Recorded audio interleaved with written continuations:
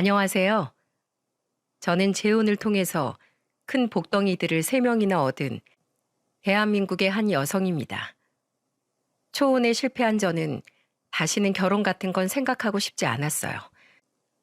전 남편에게 받은 상처가 너무나도 컸기에 결혼이라는 굴레가 지긋지긋하게 느껴졌거든요. 게다가 남자를 더 이상 믿지 못하게 되었기도 했고요. 하지만 운명처럼 만난 이 사람은 저에게 새로운 시작과 새로운 인생을 선물해 주었고 그 선물이 너무나도 귀해 이제는 더는 빼앗기고 싶지 않을 만큼 행복한 시간들을 보내고 있답니다. 사실 제 첫 결혼은 일찍 시작하게 되었어요. 철없던 시절 만나던 첫사랑과 오랜 시간 연애를 하다가 결혼을 했고 그 결혼은 끔찍하리만큼 힘들었어요. 전 남편은 결혼 후에 사람 자체가 바뀌게 되면서 수시로 절 때리고 힘으로 억압하면서 절 매우 힘들게 했습니다. 게다가 결혼하고 나서는 직장도 그만두고 돈도 안 벌어오면서 무작정 저한테 일을 하라고 하면서 제가 벌어온 돈으로 사치 부리며 사는 끔찍한 인간이었어요. 그런 남편이 전 너무나도 싫었고 힘들었습니다. 정말이지 결혼 생활이 너무나 지긋지긋했어요. 그때는 돈도 없어서 시댁에 들어가서 살았었는데 시댁 역시 절 시댁살이로 너무 힘들게 했죠. 그냥 막장인 집안이었어요. 시부도 돈을 안 벌고 시모는 겨우 다른 건물 청소부 일을 했었는데 하루에 3시간 일을 하면서 그게 힘들다며 집에 오면 저한테 청소며 밥 준비며 온갖 것을 다 시켰답니다. 저는 아침에 나가서 저녁에 들어가는 회사원으로 일을 하고 있었는데도 말이죠. 물론 그때까지만 해도 순에 빠졌던 제가 그 결혼 생활을 통해 악바리가 되었기 때문에 마냥 당하지만은 않았어요. 너무 과하게 일을 시키는 것들, 저만 마냥 희생해야 하는 일들에 대해선 절대 못하겠다고 으름장을 내기도 하고 싸우기도 했었습니다. 그러다가 그 생활이 너무너무 지긋지긋해서 이혼을 해버렸어요. 그 이혼도 해주기 싫다고 하는 걸 억지로 진행시켰기에 이혼하는 과정 자체도 너무 힘들었고요. 하지만 결국 저희 승리로 끝났고 그 집안과는 다시는 엮일 일이 없이 깔끔하게 끝이 났습니다. 그 전 남편과의 사이에서는 결혼 생활도 그리 길지 않았기에 자식도 없었어요. 그래서 딱 제 몸만 그 집에서 빠져나와 지내고 있었죠. 그 끔찍했던 결혼 생활을 지나면서 저는 남자라는 종족에게 질려버렸고 다시는 결혼을 하지 않을 생각이었습니다. 그래서 거의 10년 가까이를 혼자서 지내왔던 것 같아요. 첫 결혼은 2년 만에 그렇게 끝이 났고 그 이후로는 연애도 하지 않은 채로 지냈죠. 근데 제 지인이 그 모습이 너무 안쓰러웠는지 이 세상에는 좋은 사람도 많으니 제발 누구라도 만나라고 하더라고요. 그러면서 정말 좋은 남자가 있다며 제게 소개를 시켜주었고 그 사람이 저의 현재의 남편이 되었습니다. 이 사람은 정말로 제가 알던 남자들과는 달랐어요. 처음부터 저는 경계심이 강해서 전 남편한테 상처받은 것들을 다 이야기하고 시작했는데 제 그 상처를 알아서 그런지 몰라도 저를 대하는 게 상당히 조심스럽더라고요. 그리고 정말 제가 이제껏 봐온 사람들 중에 가장 자상한 사람이었습니다. 한 번은 제가 정말 숨도 못 쉬게 아팠던 날이 있었어요. 그때는 결혼 전에 연애를 하고 있었을 때였는데 몸살이 심하게 나버린 제가 밖에도 못 나가고 집에 꼼짝없이 갇혀 있으니 그 사람이 이런 행동을 하더라고요. 남편은 그날 바로 연차를 내서는 저희 집으로 찾아와 밤새도록 저를 간호했습니다. 병원은 이미 다녀왔던 터라 집에서 약을 먹고 쉬고 있었는데 정말 아무것도 못하겠더라고요. 그런 절 위해서 지금의 남편은 죽까지 손수 끓여가며 저를 간호해 주었어요. 자기야, 이거 얼른 한 입이라도 좀 먹어보자. 이거 먹고 얼른 약 먹어야지. 그래야 빨리 나을 수 있어. 나 진짜 못 먹을 것 같아. 너무 힘들어. 딱 한 입만. 제발 걱정하는 날 봐서라도 딱 한 입만 먹어줘. 이거 먹고 약만 얼른 먹은 다음에 자. 그 다음부턴 힘들게 안 할게. 알았어. 그리고 고마워, 자기야. 오히려 나 때문에 자기가 더 고생인데 내가 괜히 투정 부리게 되네. 아픈데 당연하지. 그리고 자기는 얼마든지 나한테 투정 부려도 돼. 그러라고 내가 있는 거야. 그러니까 앞으로도 아프고 힘든 일 있으면 언제든지 나한테 기대. 나한텐 그게 행복이야. 남편은 이만큼이나 좋은 사람이었어요. 안타깝게도 남편도 초혼에 실패를 했는데 그 이유는 이렇게 좋은 사람을 두고 그 전처가 바람을 피웠기 때문이었죠. 그래서 상처를 받았던 남편도 이혼 뒤에 누구도 만나지 않고 있다가 절 만나게 되면서 그 아픔을 극복한 케이스였어요. 서로가 서로에게 꼭 필요했던 저희는 재혼을 했습니다.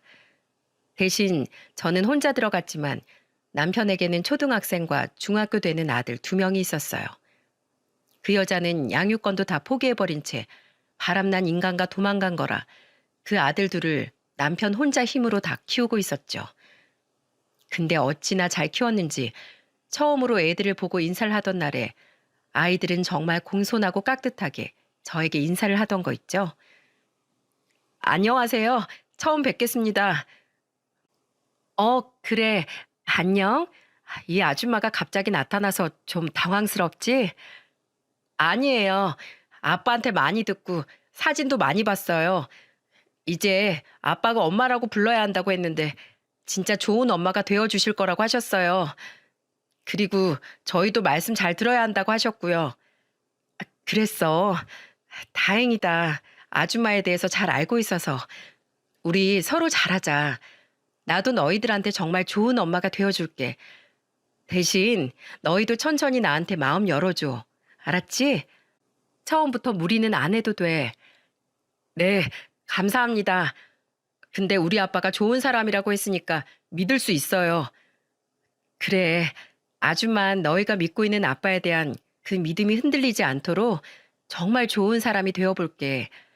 그리고 아빠를 믿고 있는 너희가 너무 예쁘고 자랑스럽다. 벌써부터 너희가 내 아들이 된다는 게 너무 설레고 행복한데? 앞으로 우리 잘 지내보자. 중학교 2학년 애 입에서 나올 수 없는 이 속 깊은 말로 저는 위로를 받는 것 같았어요.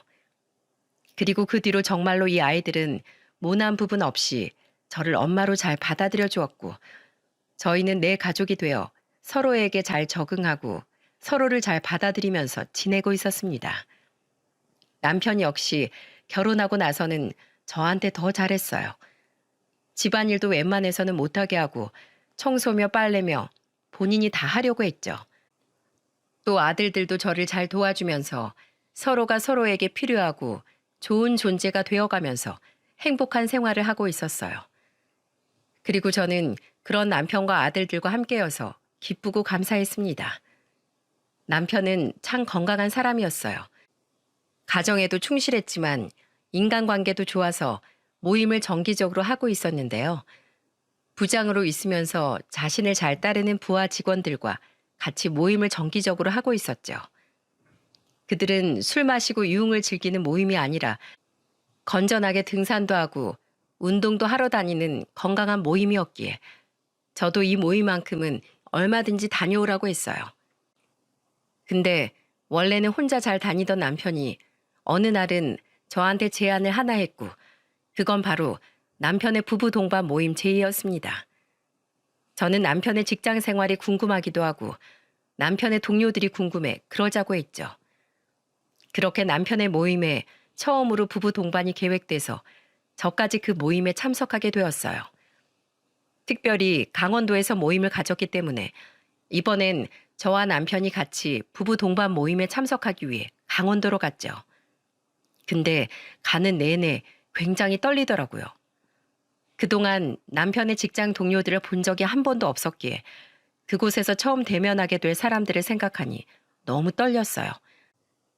제가 원래 좀 사교성이 좋은 사람이 아니기 때문에 더욱 그런 것도 있었지만 일단 남편의 직장 동료들이기 때문에 잘 보여야 한다는 생각이 커서 더 떨리던 거 있죠. 아무래도 남편이 직장에서 위치가 부장이기도 한데다 같은 모임 사람들의 부인들까지 다 참석을 한다고 하니까 남편의 체면도 생각을 해야 하고 다른 직원들 부인들에게 꿀리지 않고 싶은 마음도 있어 더 부담감이 컸습니다. 그래서 열심히 꾸미기 위해서 미용실에 가서 머리도 새로 하고 동대문으로 가서 옷도 새로 사서 입었어요. 이만큼이나 신경 쓰고서 한껏 기대와 부담감, 설렘과 떨림을 가지며 모임을 하러 나갔고 야심차게 준비해 나간 저는 모임 장소에 도착하자마자 예기치도 못한 상황에 큰 충격을 받아야만 했습니다. 모임 장소에서 모인 인원들은 총 4커플이었고 저는 그곳에서 충격적인 인물을 만나야 했어요. 지금 생각해도 손발이 떨려올 정도로 너무나 끔찍한 재회였죠. 제가 마주한 인물은 바로 강유리라는 인물이었고 그 사람은 바로 제 중학교 고등학교 시절 동창이었습니다. 저는 고향이 충청도예요. 충청도 중에서도 시골 마을에서 자랐는데 그 마을은 학교가 많이 없었기 때문에 초중고를 거의 다 같이 나오는 경우가 흔하디 흔했습니다. 그래서 강유리와도 중학교와 고등학교를 같이 나오게 된 거였죠. 근데 강유리는 그냥 단순한 동창이 아니었습니다. 생각만 해도 끔찍한 사람이었어요. 중학교 시절부터 굉장히 싸가지가 없는 것으로 유명했고 소위 말하는 노는 아이에 속했었기 때문에 굉장한 문제아이기도 했었죠. 그때부터 담배 피고 다니고 같은 날라리 애들이랑 오토바이 타고 다니면서 술까지 마시는 그런 아이였어요. 무엇보다 다른 사람들을 괴롭히는 아주 악질 중에서도 악질인 아이였죠.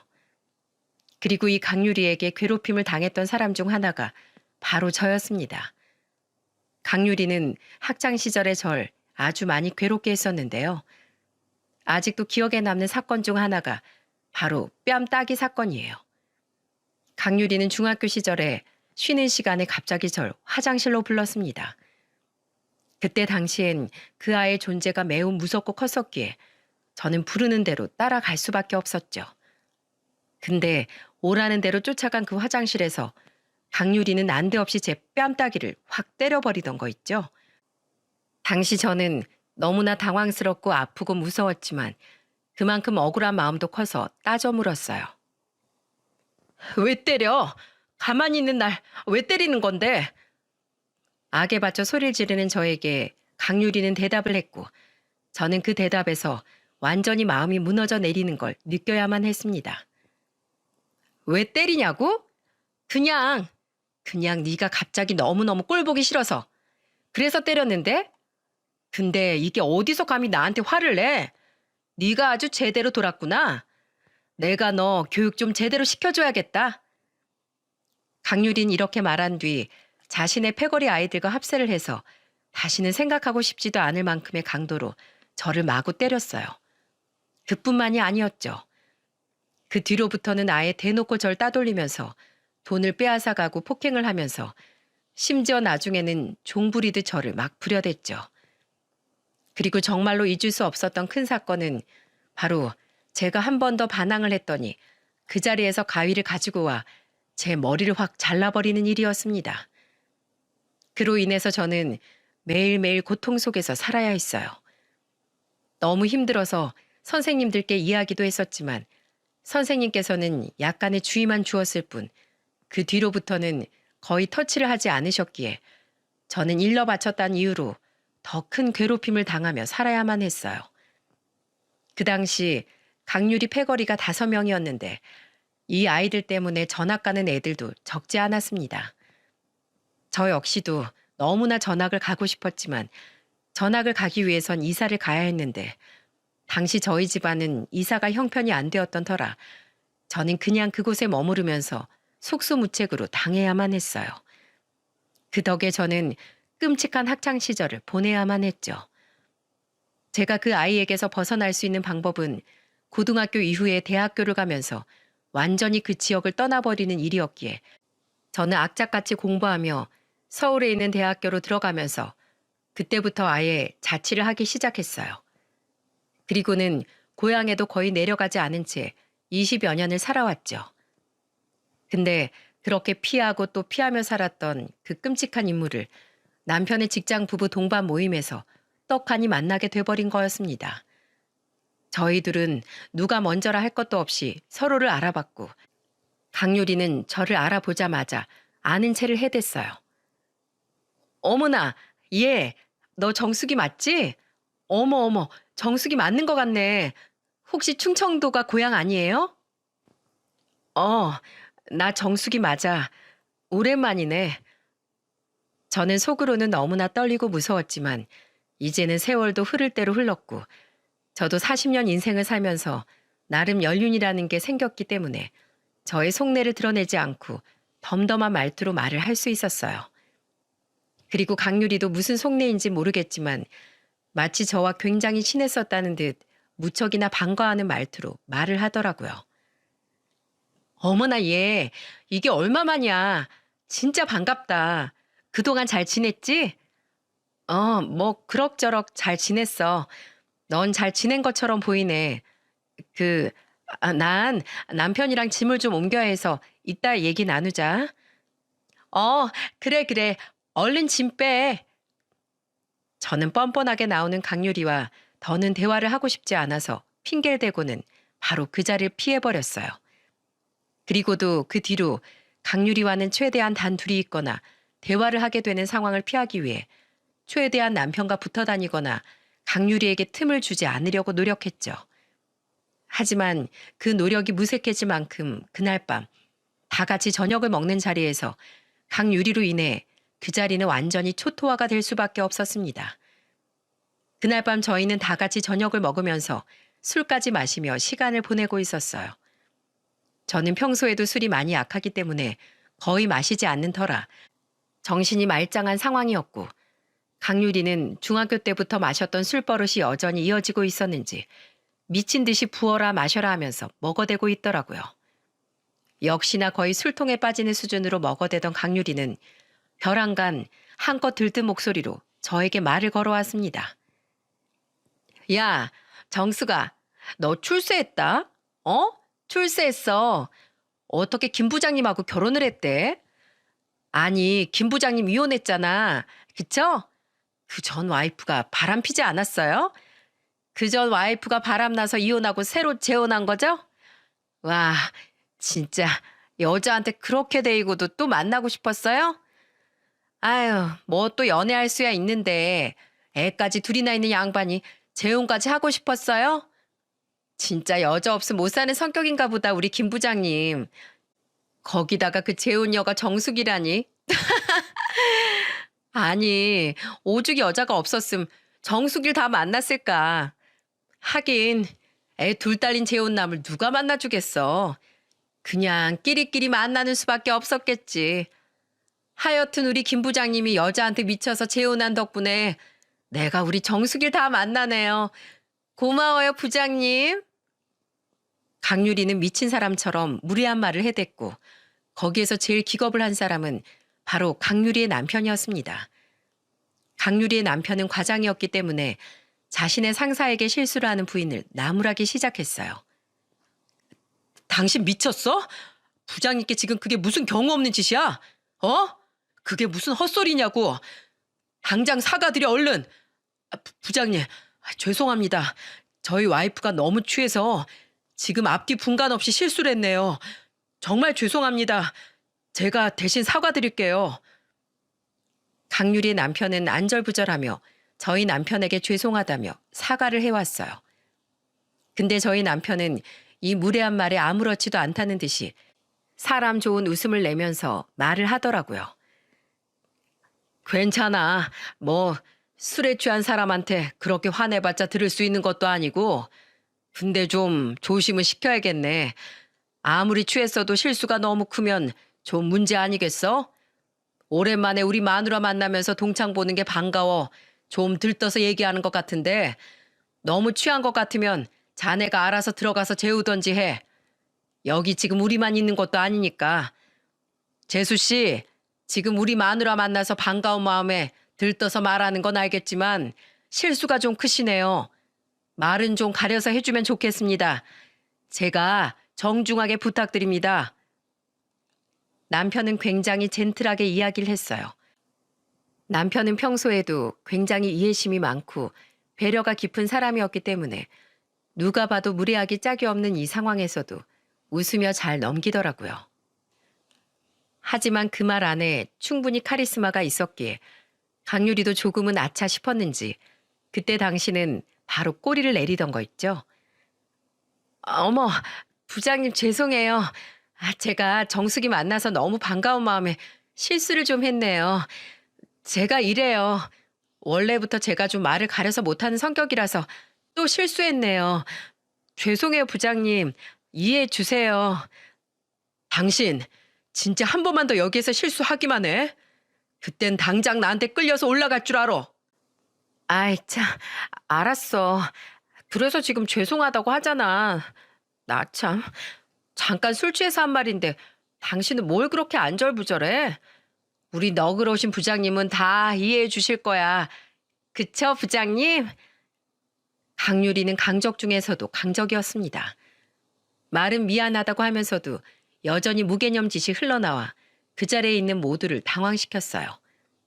하지만 남편도 술 취한 사람한테 아무리 이야기해봤자 좋은 꼴 못 본다는 걸 알았는지 그냥 그대로 넘어가 주더라고요. 저 역시도 여기에서 일을 더 키우고 싶지 않았기에 조용히 넘어가 준 남편에게 고마웠어요. 그리고 그 자리가 빨리 파하기만을 간절히 바라고 있었습니다. 근데 역시 강유리는 여전히 정신을 못 차리고서 두 번째 폭탄 발언을 내뱉고야 말았어요. 야, 정수가, 근데 있잖아. 너 보니까 우리 학생 때 너무 생각난다. 나 진짜 웃겨 죽겠네. 아니, 너 말이야. 중학교 때부터 완전 내 꼬붕이었잖아. 맨날 내 가방 들어주고 내가 간식 사오라고 하면 간식도 사오고 돈 좀 달라고 하면 돈도 다 내주고 그랬잖아. 그치? 아휴, 그랬던 우리 찌질이 정수기가 어느새 다 커가지고 지금은 여기 이렇게 나랑 같이 앉아있고 말이야. 사람 인연이라는 게 진짜 끈질기다 끈질겨. 세상 참 좁아. 그치? 어디 오랜만에 보는 우리 정수기 얼굴 좀 자세히 보자. 어머나, 너 진짜 예뻐졌다고 생각했는데 세상에나. 너 쌍수했구나. 그치? 눈이 살짝 부자연스러운 게 너무 싼 데서 한 거 아니야? 뭐라고? 저는 너무도 어이없는 이 상황에 말도 제대로 나오지 않았어요. 근데도 여기에서 강유리는 멈추지 않았습니다. 아유, 너 그때 내 종노릇 하면서 전학도 여러 번 가고 싶어 했다는 거 나 알아. 근데 어디 니네 집안 형편이 좀 안 좋았어야지. 우리 불쌍한 정숙인 돈이 없어서 이사도 못 가고 전학도 못 가고. 에휴, 불쌍해라. 그래도 지금은 부장 남편 만나서 출세했으니까 그걸로 된 거지. 그야말로 취집 너무 잘 간 거지. 비록 애들을 네가 키워야 해서 거의 팔려간 거나 마찬가지겠지만 그래도 돈놀이는 좀 할 수 있으니 얼마나 좋겠어. 그거면 됐다 얘. 강유리는 정말이지 가면 갈수록 미친 사람 같았습니다. 그 말들이 하나씩 내뱉어질 때마다 저는 오히려 제가 더 미쳐버리는 줄 알았어요. 우리 정숙이 진짜 어릴 땐 감히 내 눈도 똑바로 제대로 못 쳐다보고 있었는데 지금은 이렇게 내 앞에서 떡하니 술까지 마시고 있고 이게 무슨 일이야 그래? 그때는 그냥 나만 보면 벌벌 떨었었는데 그치? 참 사람 인생 오래 살고 볼 일이다. 오래 살고 볼 일이야. 점점 더 심해지는 강유리의 폭탄 발언에 저는 더는 참아줄 수가 없었습니다. 그래서 제가 마시고 있던 맥주 캔을 들어 그대로 강유리의 얼굴에다가 뿌려버리고 말았죠. 야, 너 지금 뭐 하는 짓이야? 너 미쳤어? 뭐? 미쳤냐고? 미친 건 너겠지? 야, 진짜 사람 안 변한다고 하더니 그 짝이 딱 너한테 해당되는 말이었네. 내가 진짜 사람들이 있어서 조용히 넘어가 보려고 참고 또 참고 있었는데 넌 도저히 참아주면 안 되겠다. 어쩜 그렇게 예나 지금이나 넌 그 쓰레기 인성이 바뀌질 않아. 그것도 참 대단해. 야, 너 그따위로 앞뒤 분간 못하고 설쳐대면 피해보는 건 네 남편이야. 알아 임마? 뭐? 임마? 그래 임마. 야, 너 내가 예전에 박정숙인지 알아? 너 학생 때 네 친구 패거리들이랑 몰려다니면서 온갖 나쁜 짓은 다 하고 다녔지? 학생 신분으로 술, 담배 다 하고 어디 그것만 했니? 오토바이 타고 다니면서 아무 죄 없는 애들한테 시비 걸고 돈 뺏고 이유 없이 때리고. 근데 그 버릇 아직도 못 고친 것 같다. 여전히 인성이 쓰레기야. 세월은 같이 맞았는데 넌 참 여전히 더럽게 산다. 난 아니야. 난 변했다고. 옛날에 네가 알던 그 박정숙이 아니야. 너한테 아무 힘도 못 쓰고 마냥 속수무책으로 당하기만 했던 그 사람이 아니라고. 야, 내가 언제 그랬다고 그래? 너 아주 말 지어내는데 선수다. 이거 완전히 허언증 환자 아니야? 내가? 내가 허언증이라고? 설마 허언증은 네가 허언증이겠지? 아, 아니지. 넌 허언증이 아니라 그냥 기억 상실인가? 아님, 너 그 나이에 벌써 치매 왔니? 어떻게 네가 하고 다닌 짓을 기억을 못해? 난 아직까지 이렇게 생생한데. 웃기지 마. 나 그런 적 없거든? 너 아주 사람들 앞이라고 뭐 관심 좀 끌고 싶어서 그러나 본데 난 전혀 기억나는 바 없음이야. 이거 왜 이래? 난 누구보다 착하게 살았다고. 야, 유리야. 지나가던 개가 웃겠다. 너 정말 기억 안 나? 그럼 내가 기억나게 해줄까? 네가 나한테 했던 짓거리 내가 여기에서 하나하나 다 읊어봐. 네가 나한테서 매일매일 돈 뺏어간 거, 화장실로 끌고 가선 이유 없이 꼴 보기 싫다고 패거리들이랑 나 때린 거, 심지어는 어른들한테 이르고 너한테 한 번 반항했다고 가위로 내 머리카락까지 멋대로 잘라버렸지? 어때? 내가 이렇게 얘기해 주는데도 너 기억 안 나니? 저는 시치미를 뚝 떼는 강유리를 보며 이참에 그 당시 당한 수모를 전부 다 되돌려줘야겠다는 생각 하나로 마구 따져댔어요. 역시나 제가 틀린 말 하나 없이 전곡을 콕콕 찌르니 상당히 많이 찔린 것 같더군요. 제가 말을 할 때마다 콧구멍까지 벌렁거리며 흥분을 하던 강유리는 급기야 모두가 놀랄만한 짓거리를 해버렸습니다. 아! 그 놀랄만한 짓거리는 다름 아닌 제 머리끄댕이를 잡아 흔드는 거였죠. 갑작스런 공격에 너무나 당황했지만 금방 제 페이스를 찾고는 저 역시 지지 않고 머리끄댕이를 잡기 위해 손을 올렸습니다. 근데 누군가의 행동으로 인해 그 일을 멈춰야 했어요. 그리고 그 누군가 행동 하나로 인해서 엄청난 파장이 일어났죠. 그 누군가는 바로 제 남편이었고 제 남편이 제가 강유리의 머리끄댕이를 잡고서 제압하려던 순간 나서서 한 행동은 강유리의 싸대기를 날리는 일이었습니다. 제 남편은 바로 강유리의 싸대기를 후려 갈겨버리면서 어마무시하게 화를 내며 호통을 쳤어요. 이 목 같은 년이 감히 내 와이프를 건드려? 내가 다른 건 다 참아도 내 마누라 건드는 건 절대 못 참아. 야, 김 과장, 너넨 앞으로 우리 모임에 끼지 마. 아예 참석하지 마. 자리 어려운 줄 모르고 술은 떡이 다 돼서 할 말 못할 말 구분 못하고 말이야. 그리고 이제 보니 우리 와이프랑 동창이 아니라 완전히 학폭으로 콩밥 먹어도 시원찮은 사람이잖아. 감히 내 와이프를 함부로 대해? 요즘 세상이 얼마나 무서운 세상인지 전혀 모르고 있는 사람이구만. 각오해야 할 거야. 내가 절대로 이대로 넘어가지 않을 거니까. 우리 마누라 건드린 대가는 아주 톡톡히 돌려받을 거니까 그런 줄 알고 내가 앞으로 어떻게 할지 궁금해하면서 어디 한번 벌벌 떨어봐. 부장님, 죄송합니다. 제가 대신 사과드릴게요. 진짜로 전 제 와이프가 그런 사람인 줄 몰랐어요. 그러니 제발 오늘 실수로 갖게 된 노여움은 부디 풀어주시고 한 번만 용서해 주세요. 그럼 제가 제 와이프 처신 똑바로 하도록 제대로 단속하겠습니다. 저게 어디 단속한다고 해서 될 일이야? 그리고 지금까지 한 일들은 지금까지 내 와이프한테 한 일들을 앞으로 단속한다고 그게 다 없어져? 난 이번 일 알게 된 이상 절대로 그냥 못 넘어가니까 그렇게 알아. 더 이상 긴 말 필요 없어. 나 저 여자 꼴도 보기 싫고 단 한순간도 내 마누라랑 같은 공간에 있는 꼴 못 보니까 당장 데리고 꺼져. 당장 서울 가버리라고. 네. 제 와이프는 제가 데리고 가겠습니다. 지금 바로 떠날게요. 근데 부디 제발 저한테만큼은 노여움 풀어주세요, 부장님. 저도 저 여자가 저런 인간인지 몰랐습니다. 저도 정말 억울해요. 그러니까 제발 용서해 주세요, 부장님.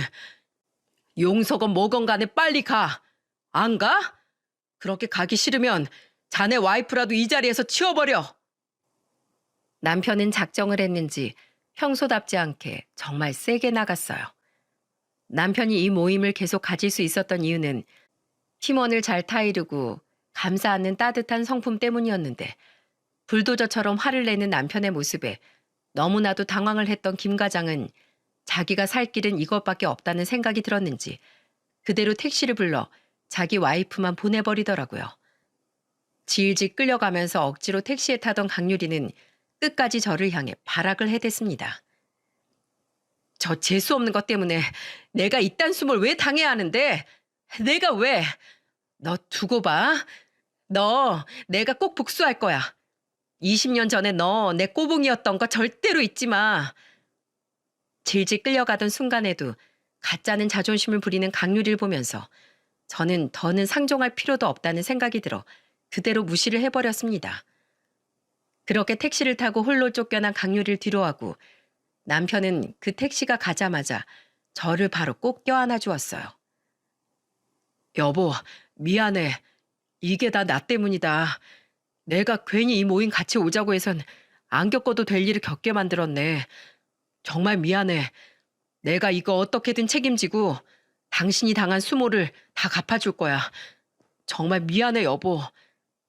아니야. 이게 왜 당신 탓이야. 우리나라가 좁아서 일어난 일인데. 나 이젠 괜찮아. 그리고 지금 이렇게 완벽하게 내 편이 되어준 것만 해도 난 충분해. 고마워, 여보. 저희 둘은 그렇게 서로를 다독여 주었습니다. 그리고 이 모습을 보면서 딱 한 사람만이 안절부절했는데 그건 바로 김 과장이었어요. 김 과장은 그 이후로 모임이 끝날 때까지 제 눈치를 보면서 어떻게든 용서를 받기 위해 애를 썼어요. 형수님, 죄송합니다. 제가 제 마누라 여기 데리고 오는 게 아니었는데 이건 다 제 불찰입니다. 다 제 잘못이에요. 정말로 이런 악연이 있는 줄은 꿈에도 몰랐어요. 이제라도 알았으니 앞으로는 다시는 마주칠 일 없으실 겁니다. 무조건 제가 그건 책임지고 맡겠습니다. 정말 죄송합니다, 형수님. 죄송합니다. 아니에요. 괜찮습니다. 그게 어디 김 과장님 잘못인가요? 자기 인생 잘못 살아온 강유리 잘못이지. 김 과장, 다신 그 여자 우리 눈앞에 나타나지 못하게 막아. 한 번만 더 우리 눈앞에 띄었다간 그땐 다 죽는 거야. 알았어? 아, 네, 그럼요, 부장님. 당연하죠. 절대로 못 나타나게 하겠습니다. 절대로요. 남편은 정말 화가 많이 났는지 흥분이 가라앉질 않았어요. 그 자리에 모인 모든 사람들이 남편의 이런 모습을 처음 보았고 특히나 저희 둘의 이야기를 다 들은 남은 모임 사람들은 더 많이 놀란 듯했어요.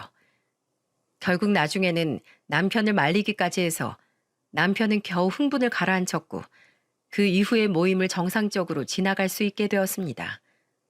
근데 저는 그 남은 모임에서 강유리에 대해서 좀 알게 되었는데 현재 강유리의 직업을 듣고 저는 정말 깜짝 놀랐습니다. 강유리의 현재 직업은 다름 아닌 어린이집 교사였어요. 중고등학교를 그렇게 망나니로 살면서 다니더니 대학교에서 겨우 정신 차려서 공부해서는 어린이집 교사로 들어가 일을 하게 된 모양이더라고요. 그러다가 집안에 돈이 좀 있어서 어린이집을 아예 차려서 운영까지 하고 있었어요. 어릴 때 집안에 있는 돈을 믿고서 강유리가 그렇게 못된 짓을 하고 다녔던 거였기에 어른이 되어서도 집안의 부유한 경제적인 상황을 잘 활용한 것 같더군요. 참, 어떻게 그런 인성의 사람이 어린이집을 운영하고 있는 건지 저는 그 어린이집 아이들이 너무나 걱정스러우면서도 불쌍하게 느껴졌어요. 하지만 이제는 더는 강유리라는 사람 자체를 전 신경 쓰고 싶지 않아 그날 이후로는 아예 싹 잊고 살고 있었습니다. 근데 어느 날 제 SNS를 봤는데 익숙한 이름으로 메시지가 들어와 있는 게 보였고 그건 강유리에게서 온 연락이었습니다. 내용 안에는 굉장히 구구절절한 내용으로 적혀 있었어요. 정수가, 나야 유리. 그날 그렇게 헤어지고 나서 남편이 화를 많이 내더라고. 그래서 내가 뭘 잘못했는지 알았어. 정말 미안해. 내가 우리 남편 회사 안에서 위치도 있는데 좀 경솔하게 행동했던 것 같네. 그날 부장님도 너도 화나게 해서 내가 정말 면목이 없어. 그래서 말인데 내가 꼭 좀 만나서 너한테 직접 다 사과하고 싶은데 만나줄 수 있어? 강유리는 그 안에 저한테 미안하다는 표현을 구구절절하게 적어 놓았고 저는 다시는 보고 싶지 않았지만 그래도 그날 저한테 진심으로 미안해하고 많이 힘들어했던 김 과장님을 위해서라도 한번 만나야겠다는 생각이 들었어요. 그렇다고 해서 그 용서를 받아줄 생각은 없었지만 그렇게라도 한 번 더 만나 저는 그날 못다한 저의 억울했던 감정들, 지난날 강유리에게 당하면서 느꼈던 그 끔찍하고 처참했던 기분들을 다 쏟아내고는 풀어버리고 싶어서 큰맘 먹고 만나기로 했죠. 그리고 정말로 강유리가 저한테 진심으로 미안해하고 있는지도 궁금해서 만나보기로 했어요. 그런데 역시나 사람 인성은 어디 안 가더라고요. 반성한다며 저한테 정식으로 사과를 하고 싶다고 말했던 강유리는 제가 카페에 나가자마자 바로 제 얼굴을 향해서 물컵을 뿌려댔습니다. 저는 어느 정도 예상하고 있었던 터라 크게 당황하진 않았어요. 하지만 이런 상황이 발생할 경우 이전에 마냥 당하기만 했던 내가 아니라는 걸 알려주기 위해 나간 것도 있었기 때문에 저 역시 대차게 행동을 해버렸습니다. 주변 시선은 아랑곳하지 않고 그대로 강유리의 머리채를 잡아 끌고는 바닥에 패대기를 쳐버렸어요. 근데 역시 악발이 강유리도 어디 안 가더군요. 강유리 역시 제 머리채를 잡더니 막 흔들어대면서 저희의 몸싸움이 시작됐습니다.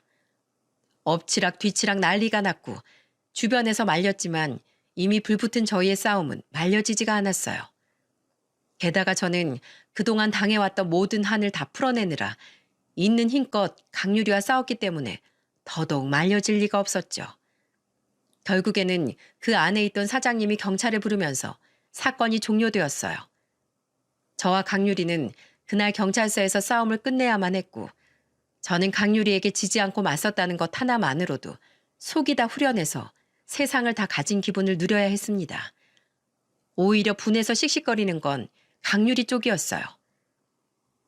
야, 너 진짜 두고 보자. 이게 진짜 내 발바닥도 제대로 못 쳐다보던 게 아주 기고만장해져서 설치네. 너 앞으로 조심해라. 넌 여전히 내 종이야. 꼬봉이라고. 누가 그래? 나 네 꼬봉 아니거든? 네 남편 앞길 맞고 싶지 않으면 나한테 잘해. 넌 계속 그따위로 살다간 아마 톡톡히 후회할 날이 올 거다. 명심해.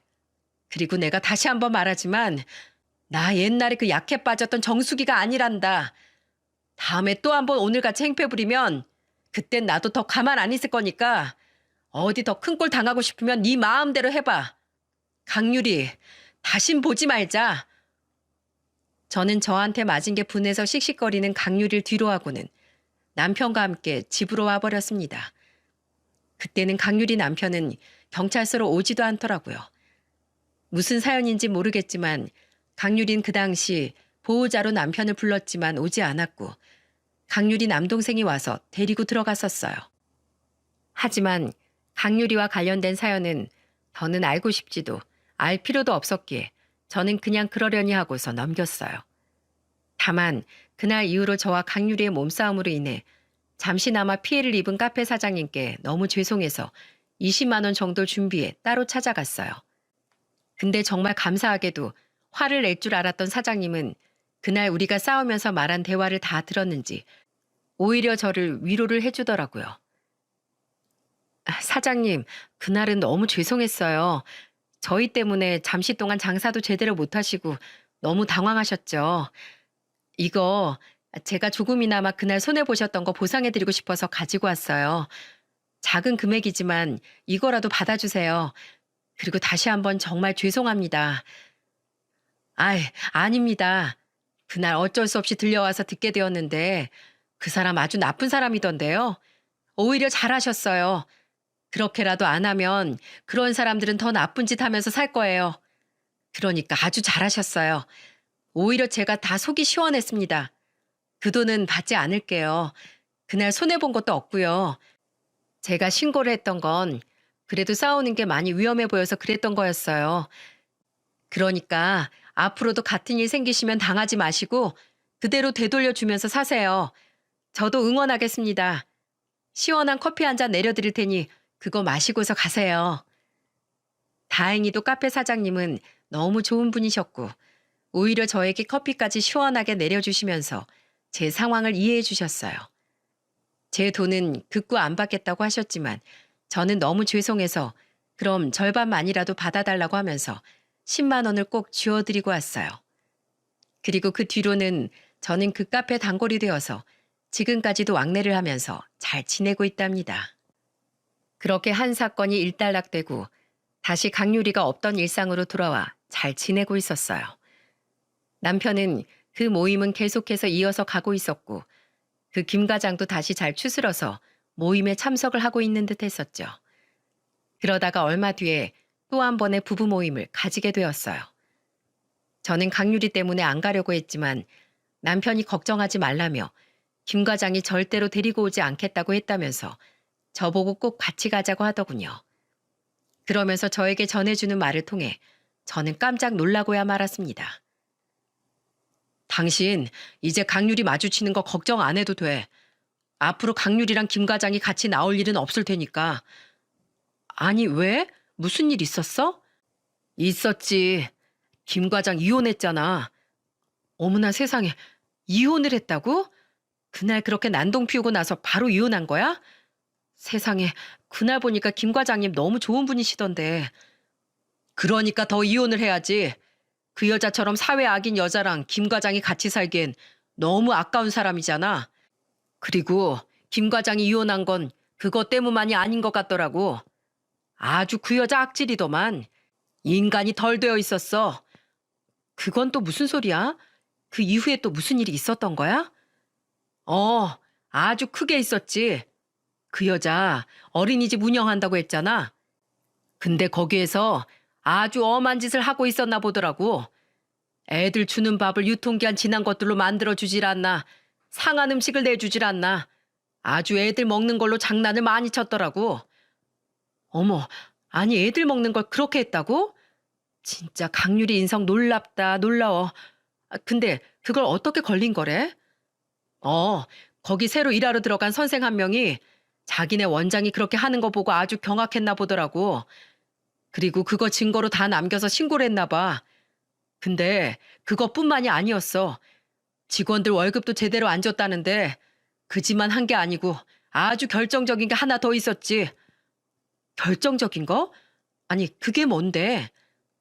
글쎄 CCTV 없는 데서 애들한테 함부로 했나 보더라고. 낮잠 시간에 잠 안 잔다고 힘으로 누르고 말 안 듣는다고 아주 애들한테 손장난치고 그랬다는 게 그것까지 싹 다 걸려서 고발당하고는 지금 완전히 뒤집어졌나 봐. 그걸 알고서도 김 과장이 같이 살 수 있겠어? 이미 그 과거만으로도 이혼감인데 지난날의 과오를 후회하고 반성하면서 개과천선하는 게 아니라 오히려 더 악질이 되었으니 당연히 이혼해야지. 그래서 아무튼 그날 이후로 바로 이혼을 했다나 봐. 진짜 사람 인성 어디 안 가는 거구나. 이번에 더 깨달았어. 난 정말 어른이 된 지금도 강유리 걔 이름만 들어도 치가 떨리고 심장이 벌렁벌렁 거리는데 그 어린애들은 얼마나 더 무섭겠어. 아휴, 진짜 애들이 너무 불쌍하다. 그러니까 말이야. 다 자업자득인 거지. 그래도 그게 다 어떻게 CCTV에 걸리고 거기 안에서 월급 못 받은 선생들이 다 목격하고 증거 잡아서 싹 다 털었다는 거 아니야. 김 과장도 애들한테 그랬다는 거 듣고는 기겁을 해서 바로 이혼한 거지. 하여간에 그 여자 인성에 문제가 많았대. 애들한테 함부로 하지.